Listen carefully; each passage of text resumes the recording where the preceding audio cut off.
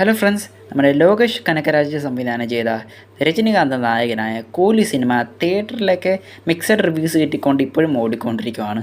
അങ്ങനെ തന്നെ പറയും. കാരണം സിനിമ ഇപ്പോൾ ഫിനാൻഷ്യലിൽ മാത്രമേ സക്സസ് ആയിട്ടുള്ളൂ. ആർക്കും അത്ര പോസിറ്റീവായിട്ടുള്ള അഭിപ്രായങ്ങൾ അങ്ങനെ ഒന്നുമില്ല. ഇപ്പോൾ ഇതാ സിനിമ നിന്ന് പുതിയൊരു പോസ്റ്റർ പുറത്തു വിട്ടിട്ടുണ്ട്. സിനിമ 4 ദിവസം കൊണ്ട് 404 കോടിക്ക് മേലെ സിനിമ കളക്ട് ചെയ്തെന്നാണ്. ഇത് ജസ്റ്റ് ഒരു പ്രൊമോഷൻ ഫിഗർ ആവാനേ ചാൻസ് ഉള്ളൂ. ഇതും ഉടൻ തന്നെ സംഭവിക്കുമെന്നൊക്കെയാണ് പ്രതീക്ഷിക്കുന്നത്. എന്നാലും 4 ദിവസം കൊണ്ട് 400 കോടി എന്നൊക്കെ വിശ്വസിക്കും ഇച്ചിരി ബുദ്ധിമുട്ടുണ്ടേ. കാരണം മിക്സഡ് റിവ്യൂസ് കിട്ടിയാൽ പോലും. നമ്മുടെ ഷാജി കൈലാസ് സാറ് ഇനി സംവിധാനം ചെയ്യാൻ പോകുന്ന പുതിയ പടമാണ് വരവ്. സിനിമയുടെ അനൗൺസ്മെൻ്റ് എല്ലാം കഴിഞ്ഞിട്ടുണ്ട്. പുതിയൊരു പോസ്റ്ററും അവർ പുറത്തിറക്കിയിട്ടുണ്ട്.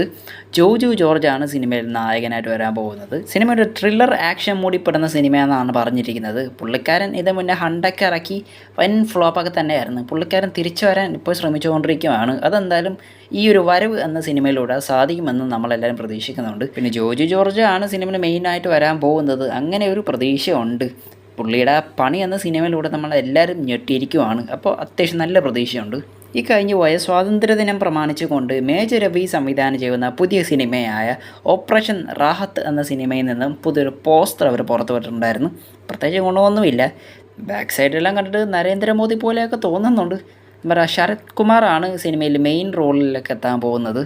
മുന്നേ ആദ്യത്തെ ഒരു സൂപ്പർ ഹീറോ യൂണിവേഴ്സ് എന്ന രീതിയിൽ ഒരുങ്ങിക്കൊണ്ടിരുന്ന സിനിമയായ ലോക സിനിമയ്ക്ക് ഇപ്പോൾ വേറൊരു പേരും കൊണ്ട് വന്നിരിക്കുകയാണ്. ആദ്യത്തെ female super hero type movie.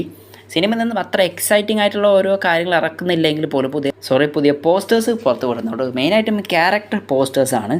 നെസ്ലിൻ്റെ ക്യാരക്ടറിൻ്റെ പേര് സണി എന്നും, പിന്നെ ഒബിയസ്ലി കല്യാണി പ്രിയദർശൻ്റെ പേര് ചന്ദ്ര എന്നും, പിന്നെ നമ്മുടെ സലീം കുമാറിൻ്റെ മോനും കൂടെ സിനിമയിൽ അഭിനയിക്കുന്നുണ്ട് ചന്തു. പുള്ളിക്കാരൻ്റെ പേര് വേണു എന്നുമാണ്. പിന്നെ നമ്മുടെ സാൻഡി മാസ്റ്റർ പുള്ളിക്കാരൻ സിനിമയിലുണ്ട്. നാച്ചിയപ്പ എന്നാണ് ക്യാരക്ടർ നെയിം. പുള്ളിക്കാരൻ ഇതിലും തമിഴ്നായിട്ട് തന്നെ ആയിരിക്കും വരാൻ പോകുന്നത്. സിനിമ ഇറങ്ങുന്നത് ഈ വരുന്ന ഓണത്തിനാണ്.